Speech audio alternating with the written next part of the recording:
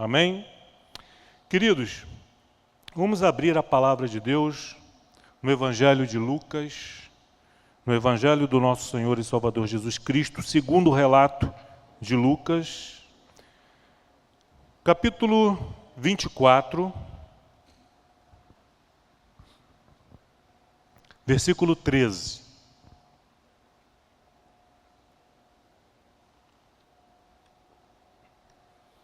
Vamos estar fazendo a leitura do texto e depois estaremos orando e então compartilhando a palavra do Senhor. Lucas 24, versículo 13 ao 35. Diz assim a palavra do Senhor: Naquele mesmo dia, 2 deles estavam de caminho para uma aldeia chamada Emaús, distante de Jerusalém 60 estádios, 11 quilômetros. E iam conversando a respeito de todas as coisas sucedidas. Aconteceu que, enquanto conversavam e discutiam, o próprio Jesus se aproximou e ia com eles. Os seus olhos, porém, estavam como que impedidos de o reconhecer. Então, lhes perguntou Jesus: que é isso que vos preocupa e de que ides tratando à medida que caminhas? E eles pararam entristecidos. Um, porém, chamado Cleopas, respondeu dizendo: És o único, porventura, que, tendo estado em Jerusalém, ignoras as ocorrências destes últimos dias? Ele lhes perguntou: quais?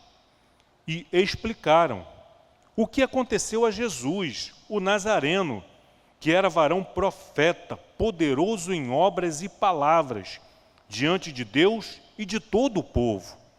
E como os principais sacerdotes e nossas autoridades o entregaram para ser condenado à morte e o crucificaram. Ora, nós esperávamos que fosse ele quem havia de redimir a Israel. Mas depois de tudo isto, já é este o 3º dia, desde que tais coisas sucederam. É verdade também que algumas mulheres das que conosco estavam, nos surpreenderam, tendo ido de madrugada ao túmulo. E não achando o corpo de Jesus, voltaram dizendo terem tido uma visão de anjos, os quais afirmam que ele vive. De fato, alguns dos nossos foram ao sepulcro e verificaram a exatidão do que disseram as mulheres, mas não o viram. Então lhes disse Jesus: ó nécios e tardos de coração, para crer tudo o que os profetas disseram. Porventura não convinha que o Cristo padecesse e entrasse na sua glória? E começando por Moisés, discorrendo por todos os profetas, expunha-lhes o que a seu respeito constava em todas as Escrituras. Quando se aproximaram da aldeia para onde iam, fez ele menção de passar adiante. Mas eles o constrangeram, dizendo: fica conosco, porque é tarde e o dia já declina. E entrou para ficar com eles.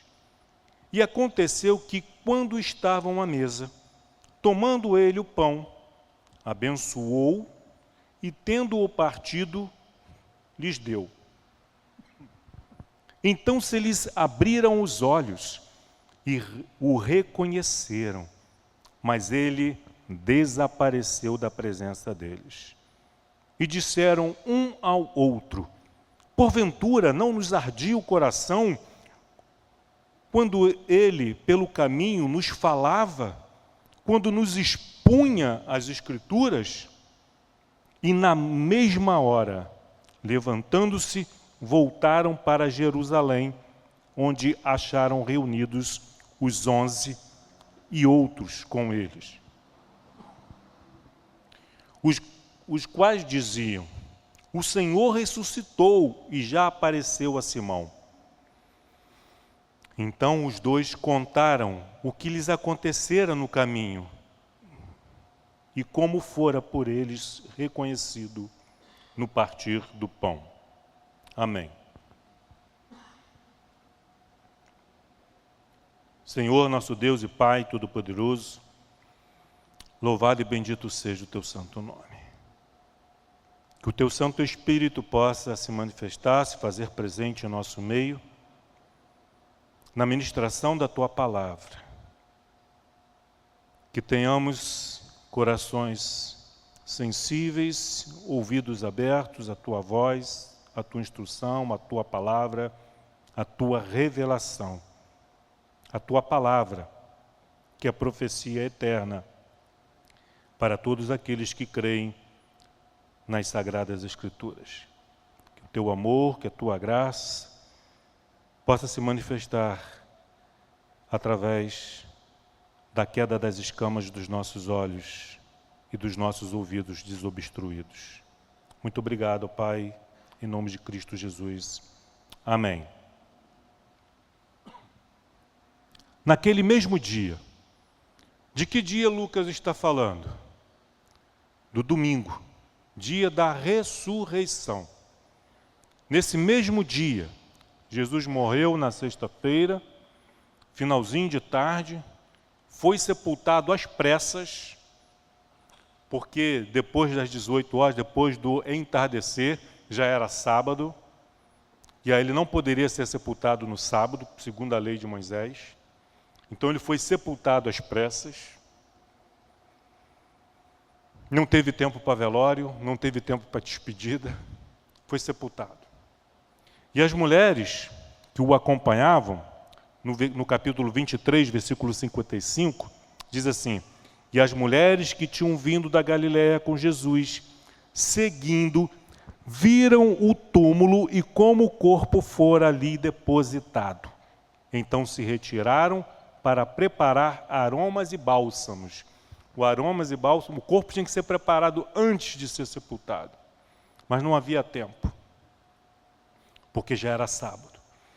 E no sábado, finalzinho do versículo 56, e no sábado descansaram segundo o mandamento. 24:1.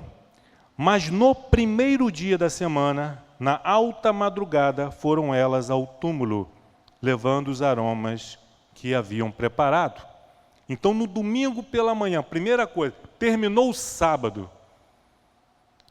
O que elas fizeram? Elas já viram na sexta-feira, finalzinho de tarde, onde Jesus havia sido sepultado. Então, elas foram ao local. E chegando lá, a pedra do sepulcro já havia sido removida, não estava no local.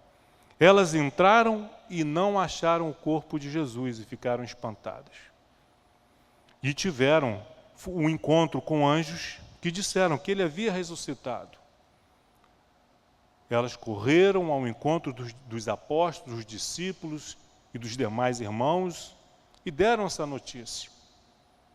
Pedro correu, viu que de fato o sepulcro estava vazio, mas não viu Jesus. Isso está relatado por Lucas, nos primeiros versículos do capítulo 24. Ele ficou espantado, mas ele não entendeu. Ficou surpreso, o corpo de Jesus não está aqui. O que houve? O que aconteceu?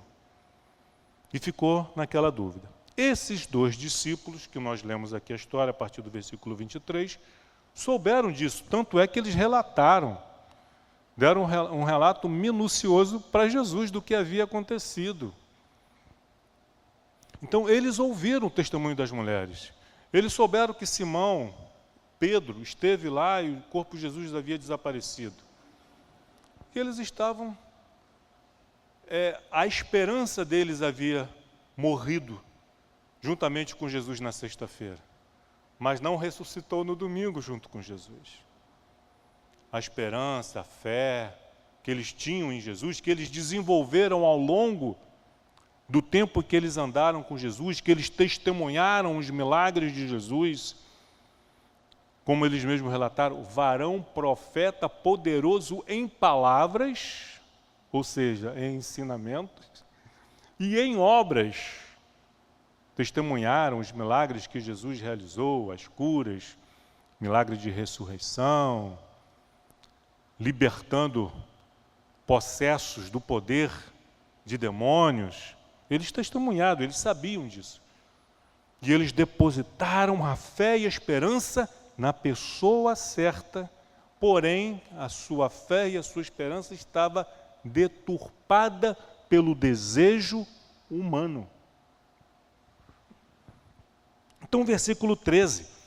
Naquele mesmo dia, no domingo, 2 deles, daqueles que estavam com os discípulos, estavam a caminho para uma aldeia chamada Emaús, distante de Jerusalém, 11 quilômetros, 60 estádios. E iam conversando, os 2 conversando a respeito de todas as coisas, desde sexta-feira, da morte de Jesus, dos milagres que ele realizou, mas não é possível. E nós que esperávamos que ele era o Messias, aquele que haveria de redimir Israel e libertar Israel de Roma, iam discutindo, tratando desses assuntos, sem entender o que estava acontecendo. Versículo 15. E aconteceu que, enquanto conversavam e discutiam, o próprio Jesus se aproximou e ia com eles.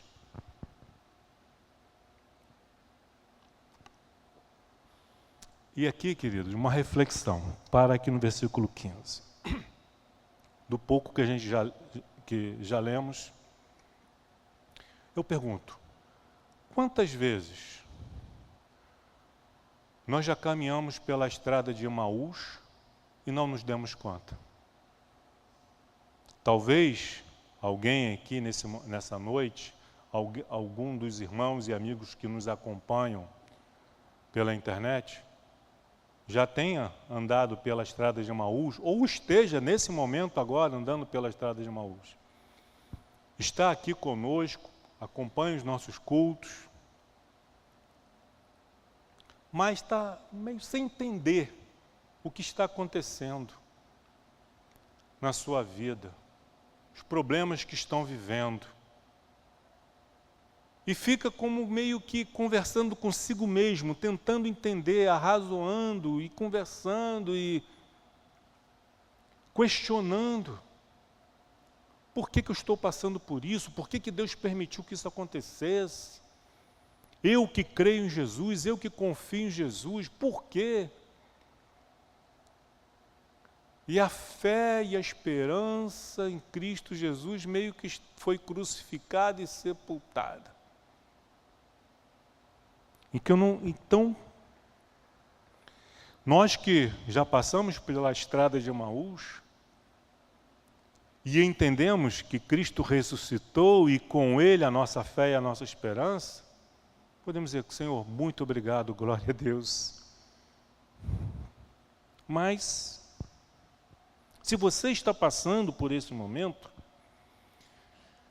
é porque, assim como nós, que já caminhamos por essa estrada, é que não compreendemos, não entendemos plenamente a obra do Senhor Jesus Cristo. O significado do porquê dele ter vindo, dele ter vivido, dele ter nos ensinado a vontade do Pai, de ter morrido em nosso lugar, do porquê que era necessário passar por isso. Mas quando nós estamos tristes, abatidos, perdidos, como diz o versículo 16, os nossos olhos ficam como que impedidos de reconhecer Deus na nossa vida, de reconhecer o seu amor para conosco, o seu cuidado.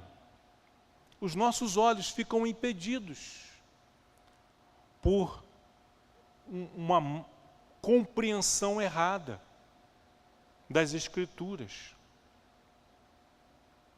Versículo 17. Então lhes perguntou Jesus, que é isso que vos preocupa e de que ides tratando à medida que caminhais? Será que Jesus não sabia? A causa da preocupação, da tristeza daqueles homens? É claro, é evidente que Jesus sabia. Tanto é que Jesus foi ao encontro deles. Eles estão saindo de Jerusalém, estão indo para Emaús e Jesus vai ao encontro deles.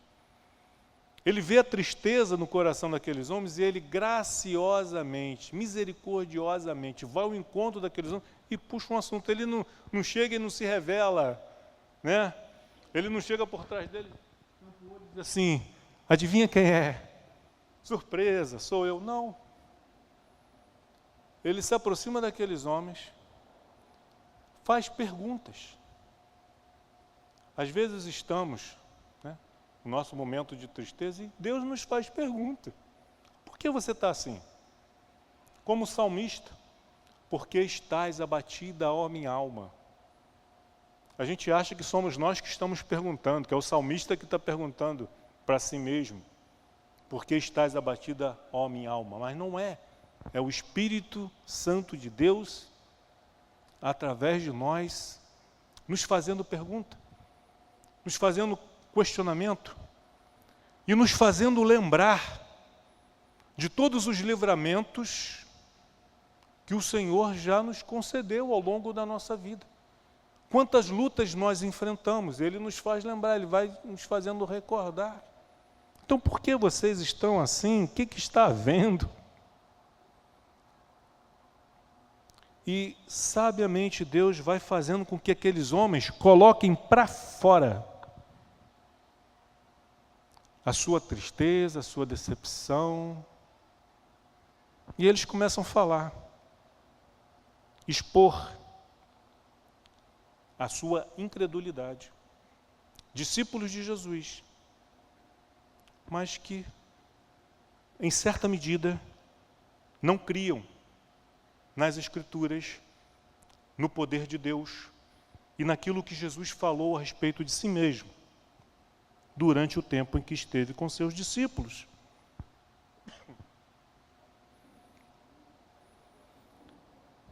E o finalzinho do 17 diz assim, e eles pararam entristecidos. Eles estavam tristes. Mas eles estavam tristes por quê? Vocês podem me dizer? Qual era a razão da tristeza deles? Foi porque Jesus morreu? Em parte. Mas o próprio texto, como nós já lemos e vamos ver novamente,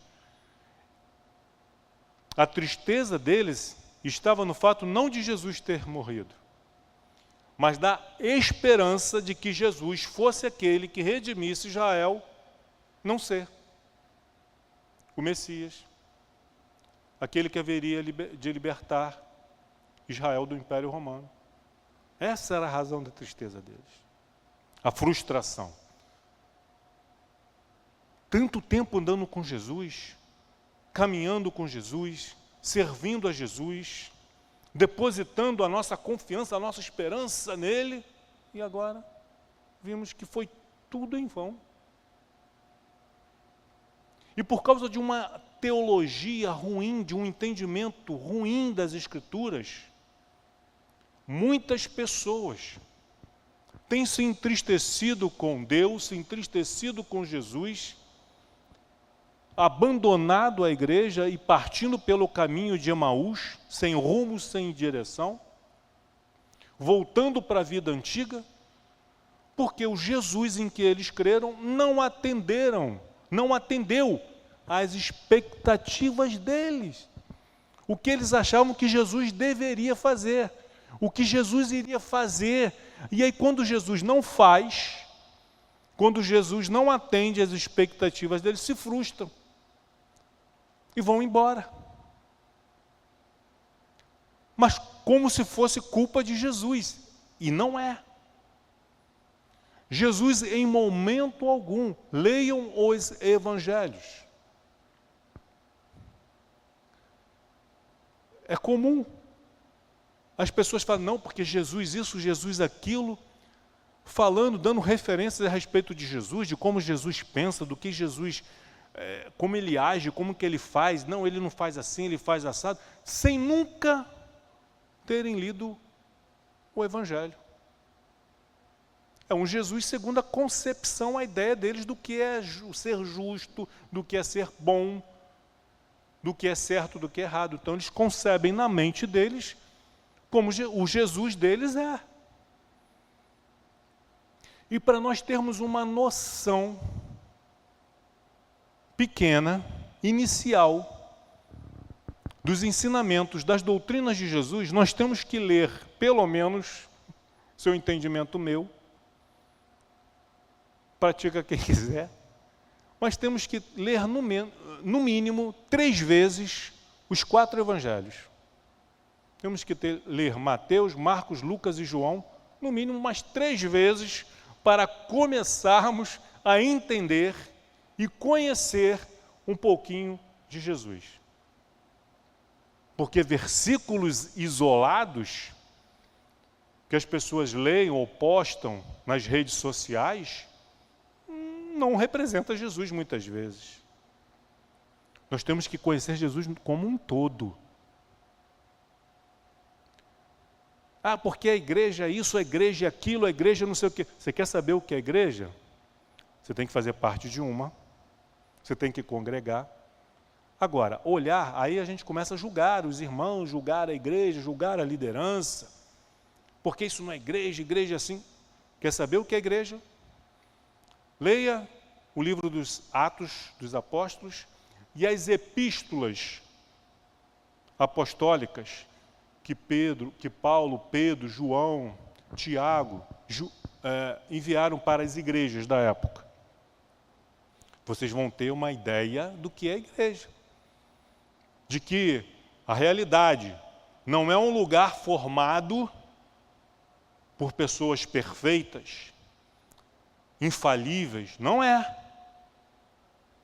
Nos evangelhos nós vemos os discípulos de Jesus errando e falhando. No livro de Atos, já como apóstolos, também engatinhando ali, aprendendo, recebendo de Deus a instrução, a direção. As igrejas fundadas por Paulo, ora, na mesma epístola, enquanto ele elogia alguns, ele critica outros, exorta, corrige, repreende. Nós vemos ali um misto de amor e cuidado.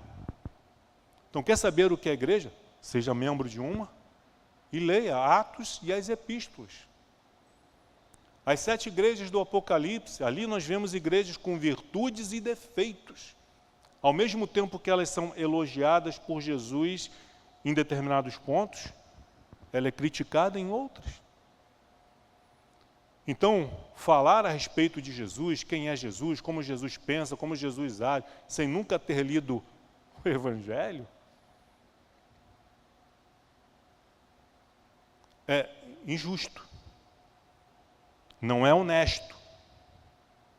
Então, quer conhecer Jesus um pouquinho? Leia os 4 evangelhos. No mínimo, mais 3 vezes, no mínimo. Quer saber o que é a igreja? Leia as epístolas. Leia Atos. Vamos voltar ao texto.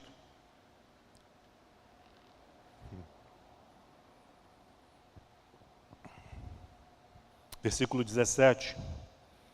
Então lhes perguntou Jesus: que é isso que vos preocupa e de que ides tratando à medida que caminhais? E eles pararam entristecidos. Um, porém, chamado Cleopas,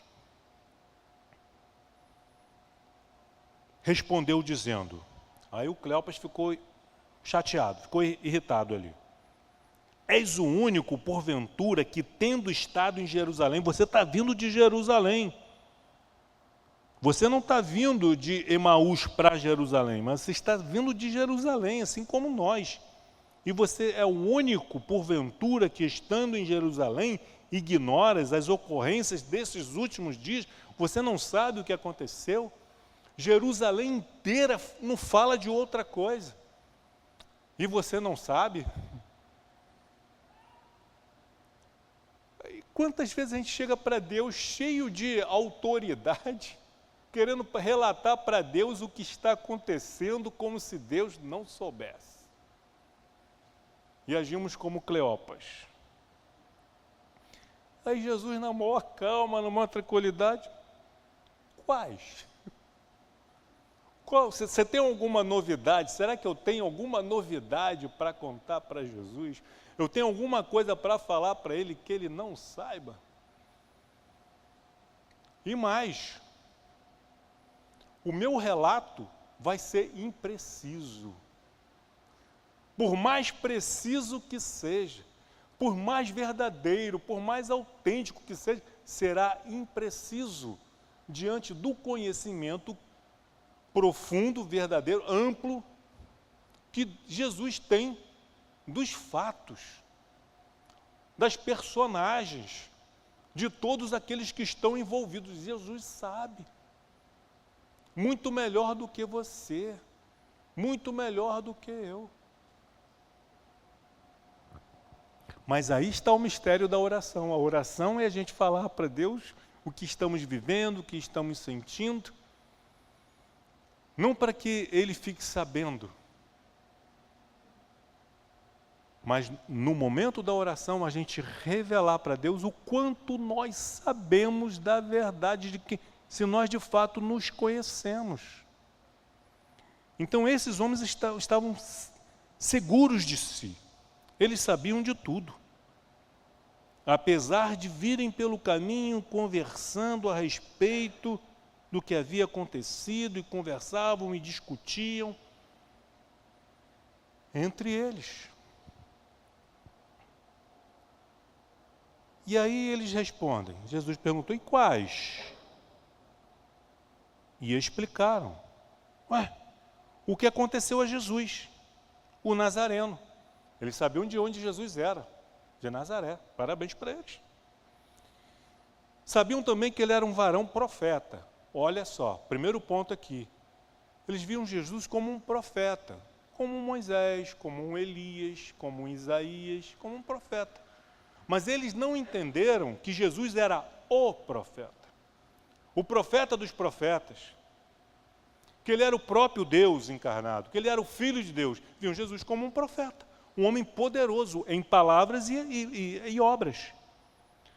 Varão profeta, poderoso em obras, realizando milagres, curas, multiplicando pão e peixes, também poderoso em palavras, diante de Deus e de todo o povo.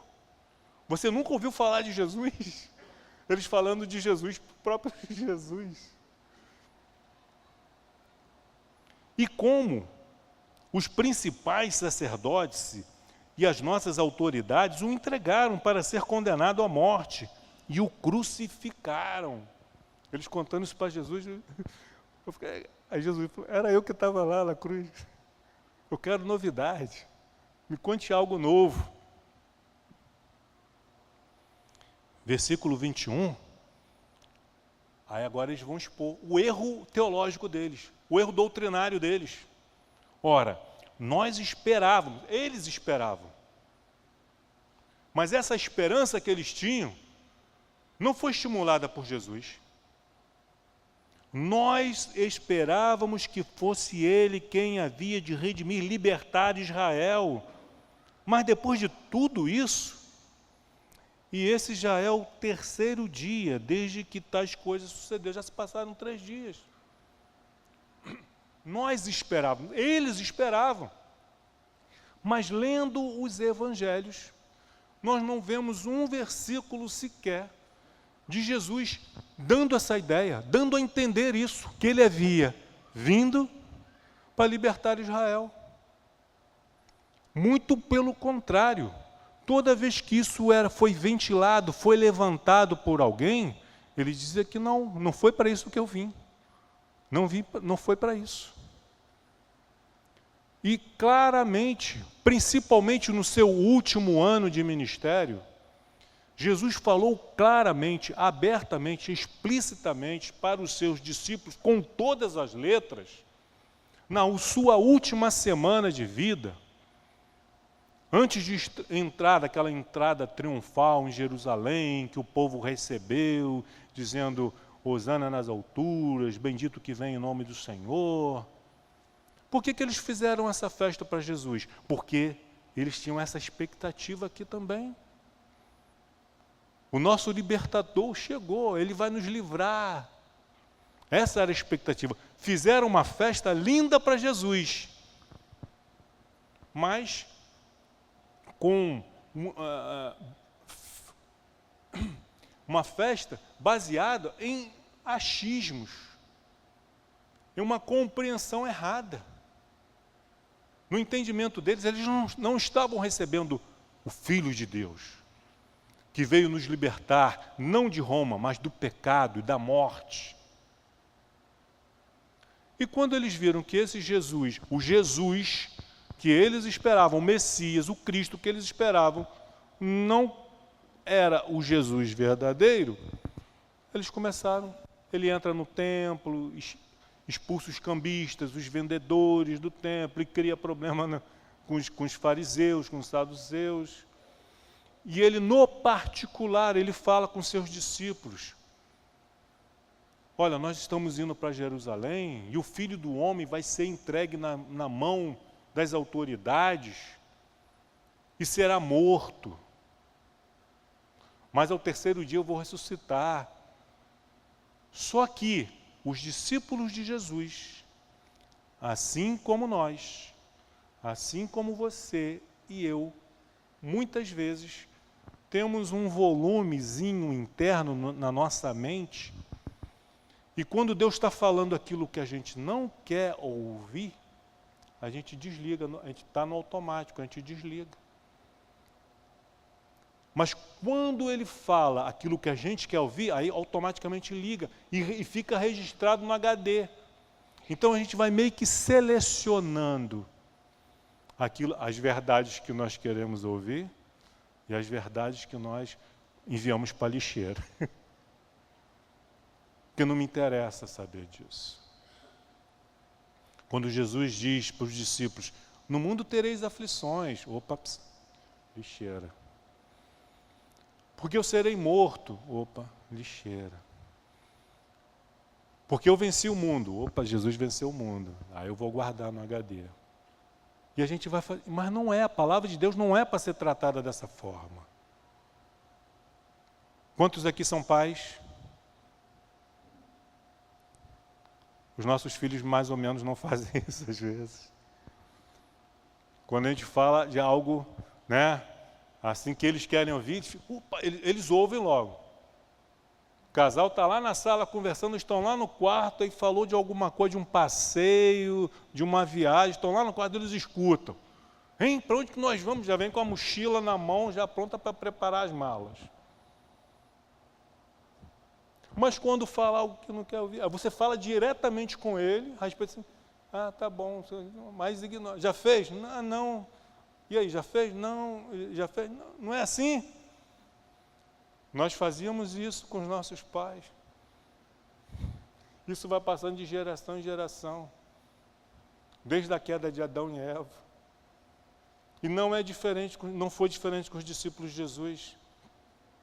E nós não somos diferentes deles. E a importância de nós entendermos isso é de nos voltarmos para a palavra de Deus com um outro olhar. Querendo entender tudo, porque tudo que foi falado, tudo que foi registrado é para o nosso bem. Quer a gente goste de ler ou não, foi para o nosso bem. É para a nossa instrução, é para o nosso crescimento.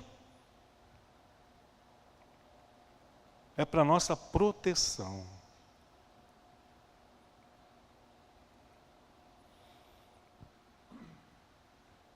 Versículo 21. Ora, nós esperávamos que fosse ele quem havia de redimir Israel, mas depois de tudo isto, isso é o terceiro dia, desde que tais coisas sucederam. Por que essa ênfase no terceiro dia? Porque eles estavam lembrando das palavras de Jesus, de que ele haveria de morrer, mas que ao terceiro dia iria ressuscitar? Não. Mas de uma cultura. Eu fiz até uma pesquisa de uma síndrome, uma doença chamada catalepsia. Já ouviram falar?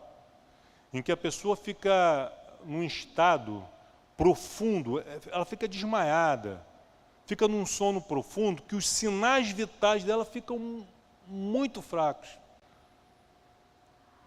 E se hoje, com todo o avanço, os médicos têm uma certa dificuldade para identificar que a pessoa ainda está viva, porque os sinais ficam muito fraquinhos, a pulsação, os sinais vitais ficam muito fracos. Imagina na época de Jesus, imagina na época do Antigo Testamento. Então, com a experiência, eles foram vendo que tinham pessoas que antes de 3 dias, voltavam à vida. Então eles tinham na cultura essa expectativa. Será que Jesus morreu mesmo? Ou está sofrendo de catalepsia? Acho que é isso. Então passou 3 dias. O corpo sumiu, mas também ninguém viu ele vivo. Ninguém, até então. As coisas lá em Jerusalém, Jesus está aparecendo para os discípulos, está começando a aparecer para as mulheres, já apareceu para Simão, está aparecendo para outros, mas esses 2 especificamente não viram, ou melhor, já estão falando com Jesus, mas não o reconheceram. Será que, quantas vezes Jesus fala conosco ao longo dessa nossa caminhada, e a gente não percebe que é Jesus que está falando? E a gente ainda se irrita. Jesus está falando conosco, Deus está caminhando, Ele está caminhando ao nosso lado e a gente não percebe, a gente não se dá conta, porque os nossos olhos estão impedidos. Impedidos por quê?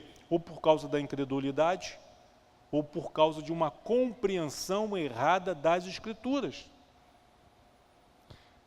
Eles não tinham por que ter essa compreensão errada, porque Jesus não ensinou isso a eles.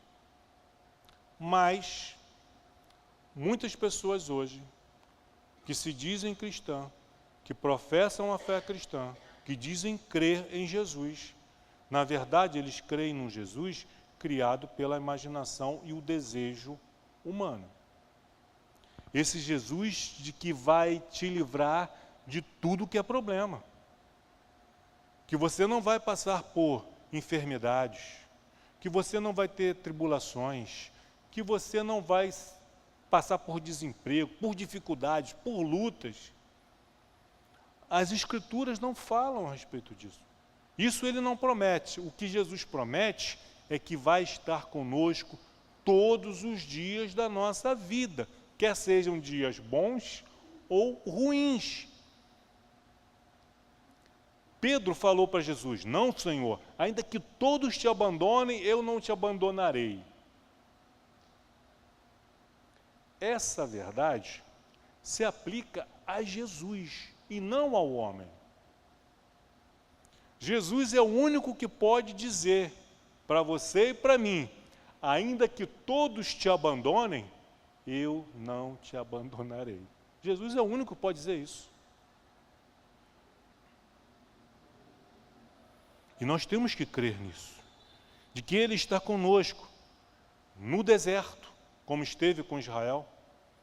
Esteve com Israel no Egito, quando o libertou, esteve com Israel no mar, quando abriu o mar, esteve com Israel no deserto, apesar de todas as provações que Israel, através da sua desobediência, da sua incredulidade, esteve. Vejam a vida dos homens de Deus, foi fácil? Será que a vida de Noé, de Abraão, de Isaac, Jacó, de José, de Daniel, tiveram vida fácil? Não tiveram. Mas Deus esteve com eles todos os dias da sua vida, até o fim. Os apóstolos não tiveram vida fácil. Os discípulos, os crentes da igreja primitiva não tiveram vida fácil. Foram perseguidos, foram presos, foram torturados, foram mortos. Mas Deus estava com ele. Então isso que nós temos que entender. A nossa garantia é de que Deus está conosco. No final, O decorrer, a jornada, o caminho, ele não é uma linha reta. O caminho é estreito, ele não é largo, ele não é aplanado. Ele é estreito, ele é tortuoso, ele é cheio de perigos. Mas é melhor andar por um lugar, um caminho perigoso, na companhia de Jesus, do que de andar num lugar seguro, muito bem iluminado, muito bem policiado, sem Deus.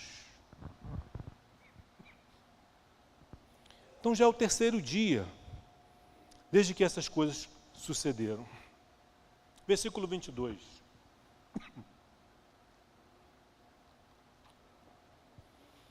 É verdade também que algumas mulheres, das que conosco estavam, nos surpreenderam tendo ido de madrugada ao túmulo e, não achando o corpo de Jesus, voltaram dizendo terem uma visão de anjos. Uma coisa absurda, né? Os quais afirmam que ele vive. De fato, alguns dos nossos, né, foram até o sepulcro e verificaram a exatidão do que disseram as mulheres, mas não viram ele. De fato, o corpo sumiu, mas não viram Jesus vivo. Então, de fato, olha, é verdade que tem uns crentes aí que falam que Jesus ressuscitou, que viram ele, que conversam com ele, que Jesus responde, e que ele atende as orações. É verdade, mas comigo mesmo nunca aconteceu nada. Eu mesmo não vi. É verdade que tem algumas pessoas na minha família, né, que creem em Jesus, que relatam milagres nas suas vidas, mas comigo mesmo. Mas por que eles não veem os milagres nas suas vidas? Por quê? Porque os seus olhos estavam impedidos de ver, de reconhecer. Muitos de nós, depois de convertidos a Cristo, olhando para o passado, para o tempo em que nós estávamos lá no mundão, aí a gente consegue ver a mão de Deus. Poxa, aquela situação que aconteceu assim, assim, assado, eu achei que foi sorte, eu achei que foi vivacidade, foi esperteza da minha vida, mas hoje eu vejo que não, que foi Deus já me guardando já naquela época, Deus me livrando por amor. E as escamas caem, a gente consegue ver Deus na nossa vida, desde os primeiros anos, quando os nossos pais começam a relatar. Ah, você quando tinha um aninho de vida, você teve uma doença assim, os médicos desenganaram, falaram que você ia morrer. Você nem sabia disso, né? Aí você hoje crente, você consegue entender que foi Deus que te livrou quando você tinha um aninho e seus pais nem crentes eram ainda. É assim ou não é? Mas o incrédulo, ainda que ele veja um milagre diante dos seus olhos, ele não consegue enxergar Deus. O crente, ele vê Deus em cada dia que nasce. Na perfeição da criação, do cosmos, da natureza, do corpo humano. O incrédulo não. Ele não consegue enxergar. Porque os seus olhos estão impedidos de reconhecer a Deus nessas coisas. Então lhes disse, versículo 25, então lhes disse Jesus, aí Jesus agora, ó nécios e tardos de coração para crer tudo o que os profetas disseram. Está repreendendo, vocês são nécios, vocês são tolos, vocês são tardos, vocês são difíceis, vocês são cabeça dura. Por que vocês não creem em tudo o que os profetas... Vocês dizem crer nos profetas, mas agem como quem não crê. Porventura, versículo 26, não convinha que o Cristo padecesse e entrasse na sua glória? Não convinha isso? Isso não está registrado nos profetas, não está, o próprio Jesus não falou a respeito disso? E começando, versículo 27, e começando por Moisés, discorrendo por todos os profetas, expunha-lhes o que a seu respeito constava em todas as Escrituras. É uma caminhada de 11 quilômetros. Quanto tempo Jesus teve aí, mais ou menos, para discorrer? Começando em Moisés, os primeiros 5 livros da Bíblia. E ele começou por Moisés, foi lá em Gênesis capítulo 3, versículo 15. Que Jesus, que o Messias, é aquele que haveria de vir, o descendente da mulher, que pisaria na cabeça da serpente, e que a serpente feriria o seu calcanhar. E aí ele começa a explicar. Vocês lembram quando Moisés escreveu a respeito do Cordeiro Pascual, que foi morto? Lá na primeira Páscoa, lá no Egito ainda, quando o anjo da morte iria passar, matando todos os primogênitos, esse Cordeiro Pascual aí está apontando para o Cristo, está apontando para Jesus. Os cordeiros que são mortos lá no tabernáculo de Moisés, que eram mortos em sacrifício para a remissão do pecado do povo, esses cordeiros que foram mortos apontavam para Jesus, representavam Jesus. A arca é uma tipologia de Jesus, então ele vem falando a respeito dos profetas. Ele cita o profeta Isaías. Isaías 53, o sofrimento do Cristo. Então ele vem desenvolvendo essa conversa. E aqueles homens estão ouvindo atentamente o que Jesus está falando.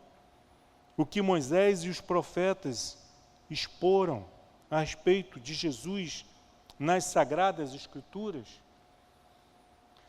Entendem a importância das Escrituras nas nossas vidas. Um cristão, um filho de Deus, uma filha de Deus, não pode negligenciar o estudo das Escrituras, porque são as Escrituras que falam a respeito de Jesus, que falam a respeito da igreja, que falam a respeito do pecado, da salvação, da vida eterna. Temas importantíssimos para o conhecimento de todo aquele que se diz cristão. Versículo 28. Quando se aproximavam da aldeia para onde iam, fez ele menção de passar adiante, mas o constrangeram. Então, quando estávamos chegando em Emaús, Jesus fez como quem ia seguir caminho. Mas aqueles 2 homens o constrangeram. Versículo 29, dizendo: fica conosco, porque é tarde, o dia já declina, e ele entrou para ficar com eles. E aconteceu que quando estavam à mesa, então vejam bem, eles eram os anfitriões, tinham uma casa em Emaús, convidaram Jesus. É tradição, depois de uma caminhada dessa, né, você dá água, uma toalha, para o seu convidado se lavar, se limpar, se refrescar, fazer a sua higiene, antes de ir para a mesa. Agora os 3, né, já se limparam, já se lavaram, estão assentados à mesa. Jesus é o convidado. Eles são os anfitriões. Mas quem é que pega o pão para repartir? Teoricamente teria que ser um anfitrião, certo? O anfitrião, ele serve a mesa. Mas quem foi que serviu? Foi o convidado. Foi Jesus. Quando nós convidamos Jesus para entrar na nossa vida, Ele vai assumir a direção. Ele não é apenas um mero convidado, ele agora se torna um anfitrião, se torna o dono da casa. Vocês me convidaram, eu entrei, agora quem vai servir a mesa, quem vai repartir o pão sou eu. Quem vai dirigir agora aqui sou eu. não são vocês.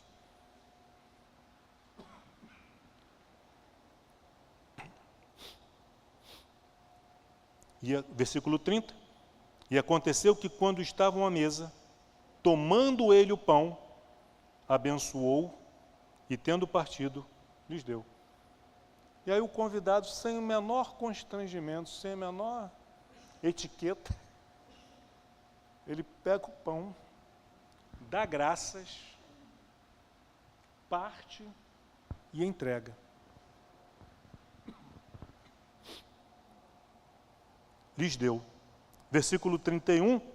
Então se lhes abriram os olhos, o reconheceram, mas ele desapareceu da presença deles. Quando foi que Jesus passou a estar com eles? No momento em que ele aparece na estrada de Emaús, conversando com eles? Não, Jesus já estava com eles, em espírito. Agora, fisicamente, ele se encontra, caminha, e diz que ele desapareceu. Ele desapareceu, não estão vendo, como nós não estamos vendo Jesus aqui. Nós não estamos vendo, mas sabemos pela fé que ele está aqui conosco. Jesus está aqui, embora não o possamos ver fisicamente. Então ele desapareceu, por quê? Cumpriu a missão. Por que Jesus não se revelou logo lá no início? Porque se Jesus se revela logo lá no início, eles teriam voltado dali mesmo, eles não teriam ido até Emaús. E não teriam tido a aula a respeito das Escrituras que eles tiveram. Então Jesus, eu vou fazer esses caras andar pra caramba hoje. Eles vão andar 11 quilômetros até Emaús, depois vão andar 11 só de castigo, só para castigar ele. Ele podia ter se revelado ali, eles teriam voltado dali mesmo. Mas Jesus aproveitou a oportunidade, disse, vocês estão indo para Emaús? Então eu vou com vocês. E foi dando uma aula ali para eles. Eu garanto para vocês, nós não temos o registro dessa aula. Quem dera a Deus nós tivéssemos. Eu queria estar ali, eu queria ser o terceiro ali, discípulo a caminho de Emaús ali, para ter aquela aula de Jesus, a respeito do que as Escrituras, do que Moisés e os profetas falaram a respeito dele. Mas nós podemos, lendo Moisés e os profetas. É só deixar de preguiça. E aí Jesus foi falando, foi explicando. Eu te garanto que esses dois discípulos nunca esqueceram essa aula.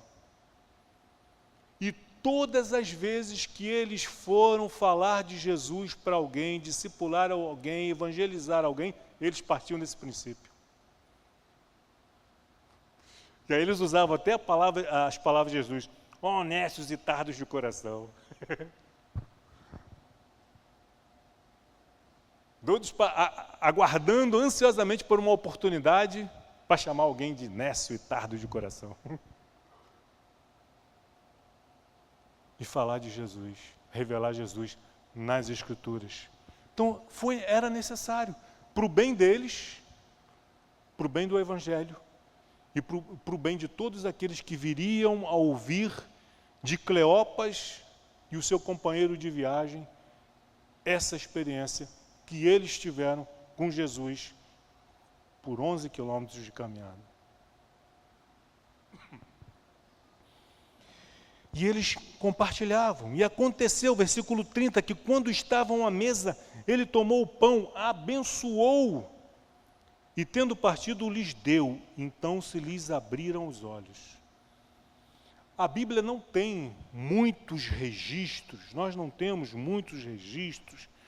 Como que Jesus abençoava o pão?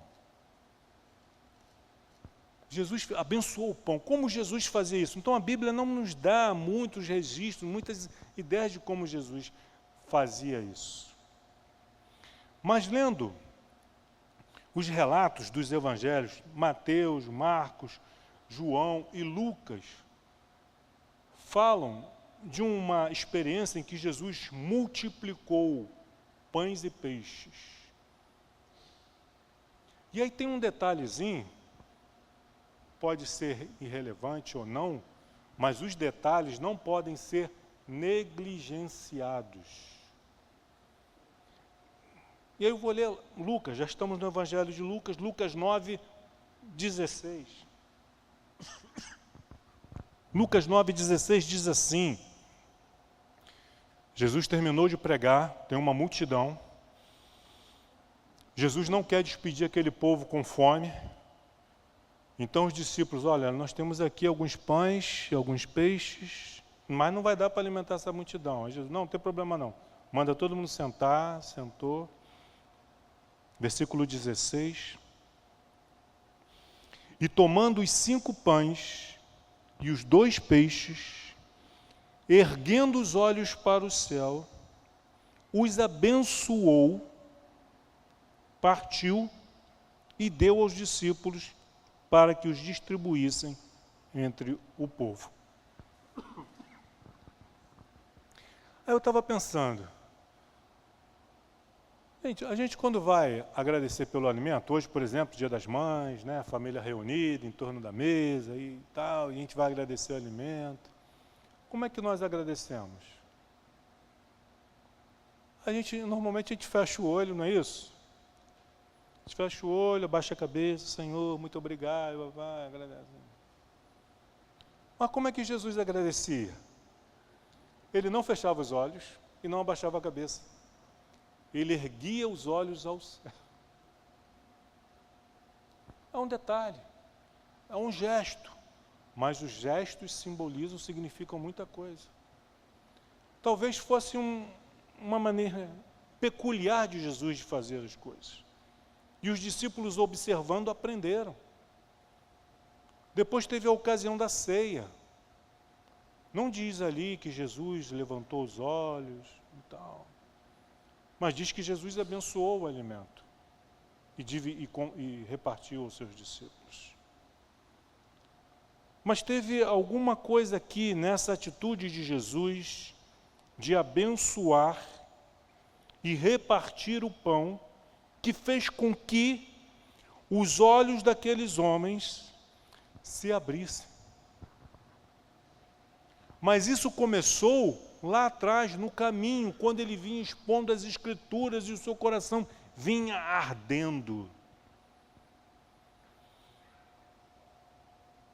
Que a exposição da leitura, que a exposição da palavra, que a nossa leitura, no particular, no privado dos nossos lares, possa arder o nosso coração, fazer o nosso coração arder. O nosso coração triste, decepcionado, frustrado, não por culpa de Deus, mas por nossa culpa mesmo, possa arder. Que os nossos olhos, que sempre no partir do pão, nos milagres, em cada dia que nasce, cada dia que surge, cada vez que a chuva cair, que o sol brilhar, que as estações vierem uma atrás da outra, cada dia de vida, nós possamos contemplar Deus agindo nas nossas vidas, graciosamente.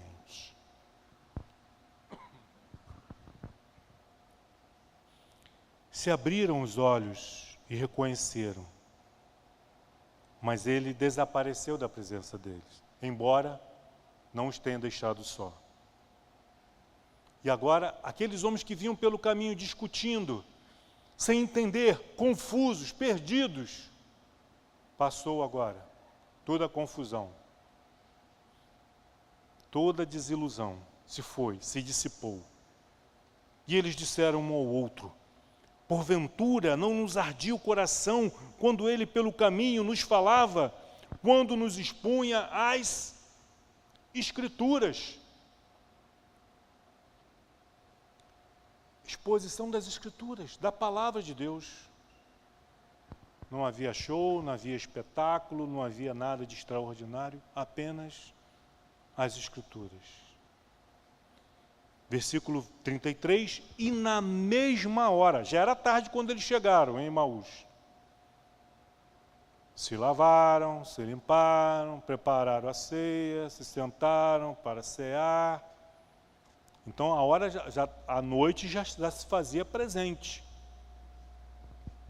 E na mesma hora, levantando-se, voltaram para Jerusalém. Não no dia seguinte.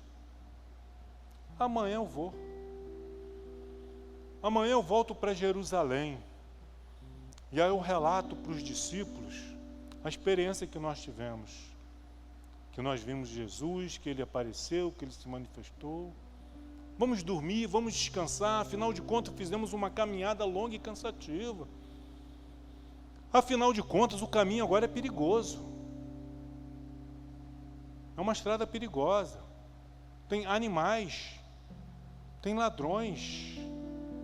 Amanhã, na segurança do dia, a gente vai. Depois de uma noite de sono bem dormida.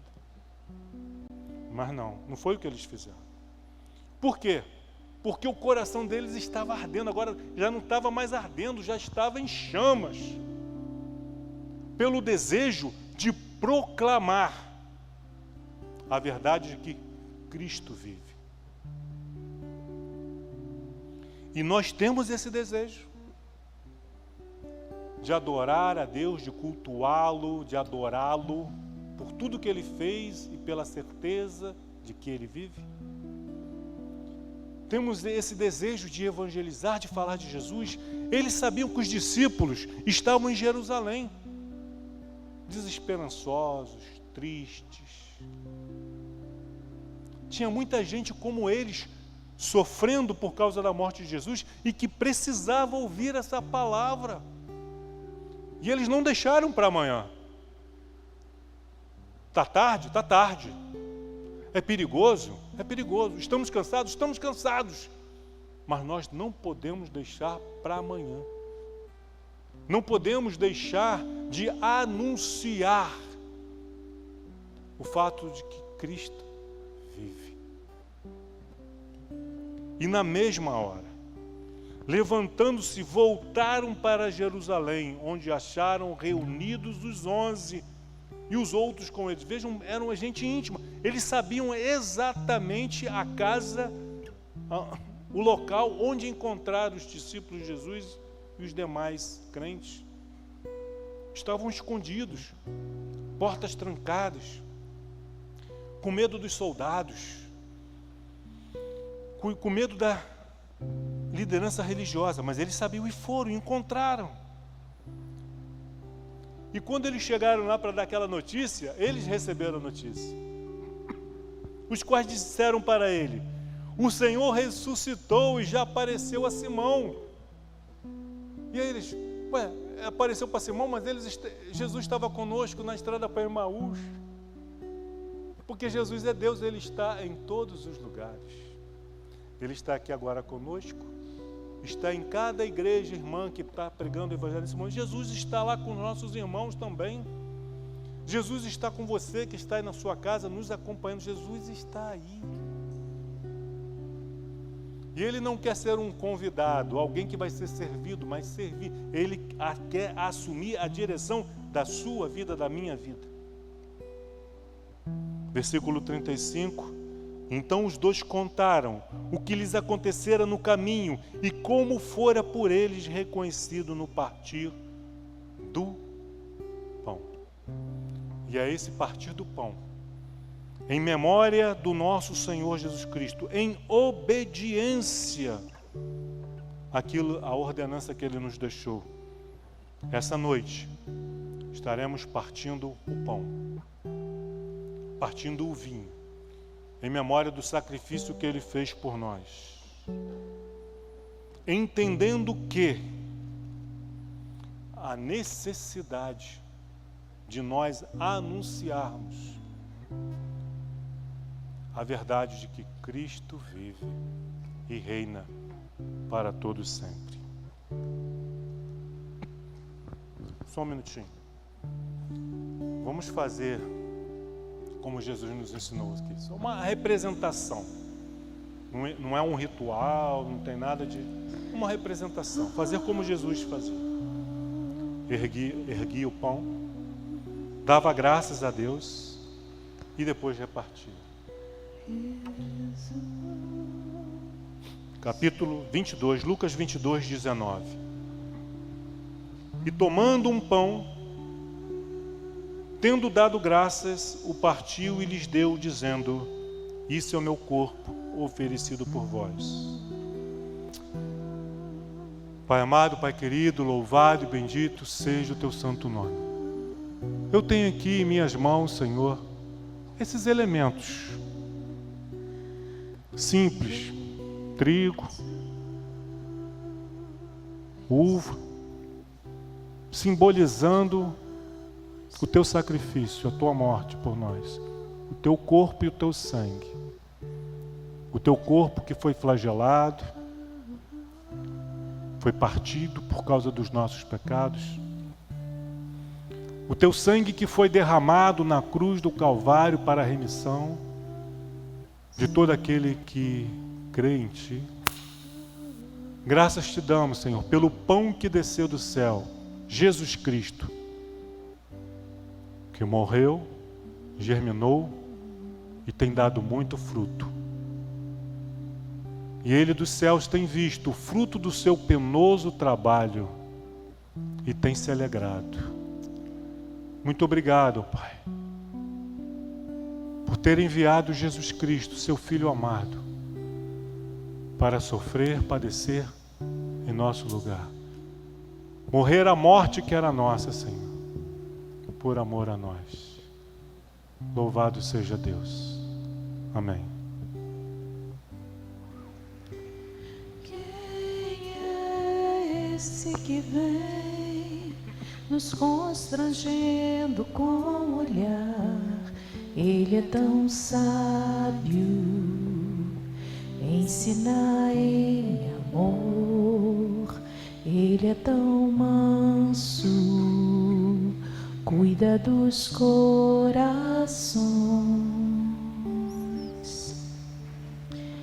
Quem é esse que vem nos abraçando? Quem é esse que vem nos constrangendo com o olhar? Ele é tão sábio, ensina em amor. Ele é tão manso, cuida dos corações. Ele entrou em casa, Ele está na mesa, Ele nos observa, sabe que o esperamos. E ao partir do pão, os nossos olhos se abrem e reconhecemos quem Tu és. E ao som da Tua voz, os nossos corações queimam de amor, queimam de amor. Nós arrumamos a casa, perfumamos ela toda, nós preparamos a mesa. Tome o lugar de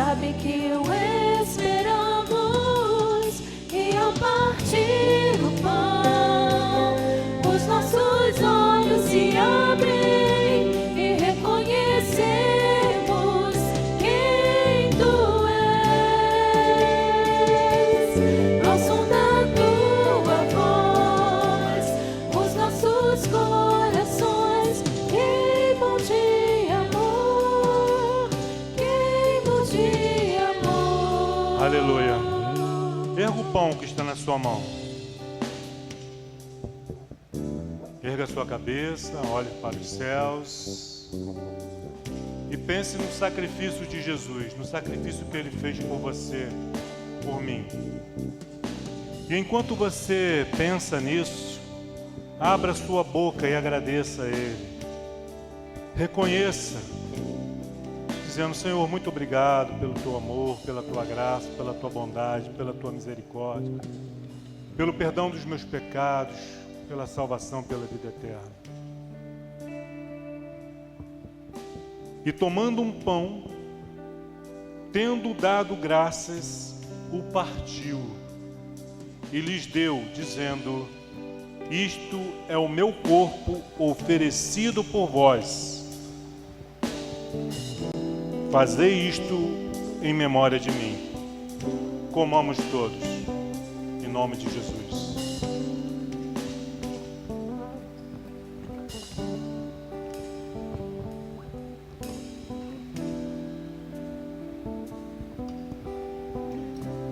Aleluia.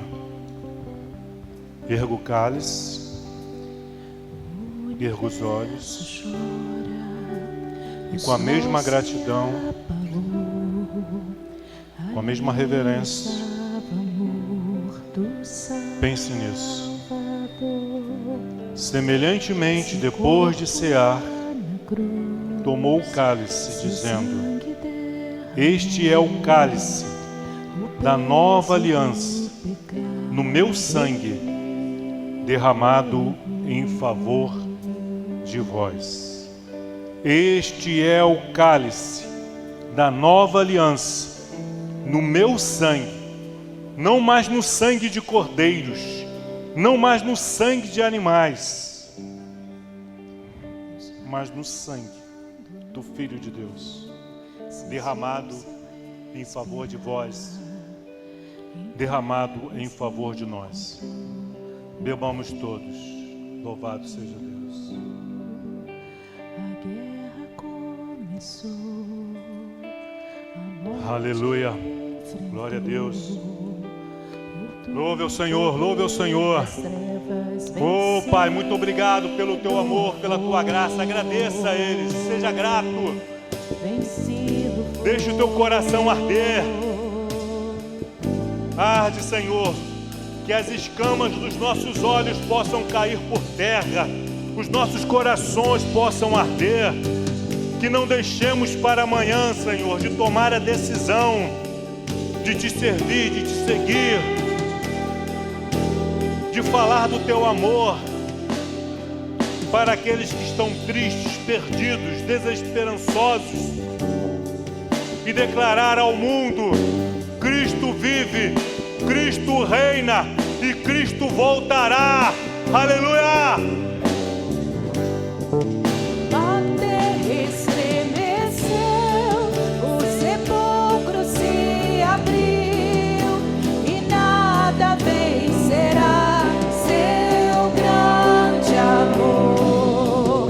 Ó morte, onde estás? O Rei ressuscitou, ele venceu pra sempre, pra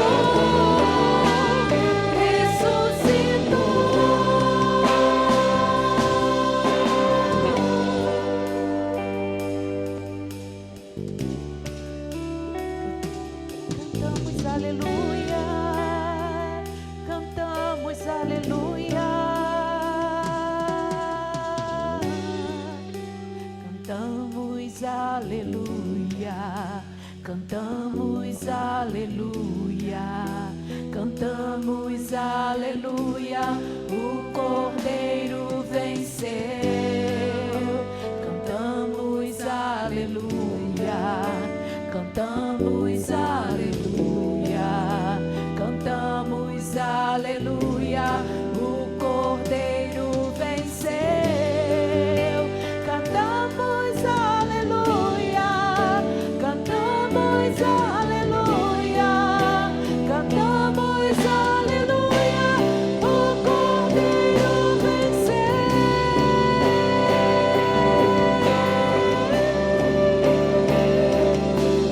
Pra sempre exaltado pra sempre Tu és adorado, Senhor. Te glorificamos nessa noite, te exaltamos, porque o Senhor é digno. Ressuscitou.